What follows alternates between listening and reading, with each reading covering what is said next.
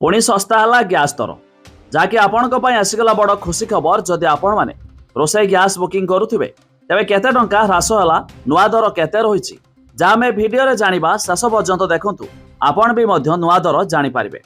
एक जानी प्रत्येक मास 1 तारिख रे निर्धारित होता है गैस दर कमिब ना बढ़ मे मास 1 तारिख गैस दर ह्रास देखा मिली। तेज आसतु नुआ दर केते रहा जाना ता पूर्व वीडियो को लाइक करंतु सब्सक्राइब करनथिले एबे सब्सक्राइब करी पाखर थिबा घंटी चिन्ह को दबाई दियंतु। मे पहिलारू कमिला एलपीजी सिलिंडर दर ग्राहकों को मिलिला आश्वस्ति। जदियो घरे व्यवहार पई 14.2 किलोग्राम एलपीजी सिलिंडर मूल्य रे कोनोसी परिवर्तन होई नाही, किंतु 19 किलोग्राम सिलिंडर एबे पूर्व अपेक्षा सस्ता रे उपलब्ध हेबो। तबे नुआ अपडेट अनुसार दिल्ली रे एबे ग्राहकों को 19 किलोग्राम सिलिंडर पई 1747 टଙ୍କା देबाकू पड़िबो।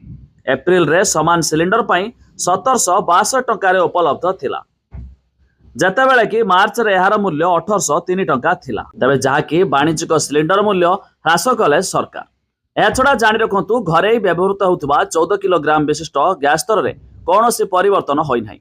आपण पूर्व मास जति टଙ୍କା दे नैथिले सेति टଙ୍କା दे मध्य नै पारिबे। तबे वाणिज्यिक अर्थात 19 किलोग्राम विशिष्ट गैस दर में 17 टଙ୍କା ह्रास देखा मिली।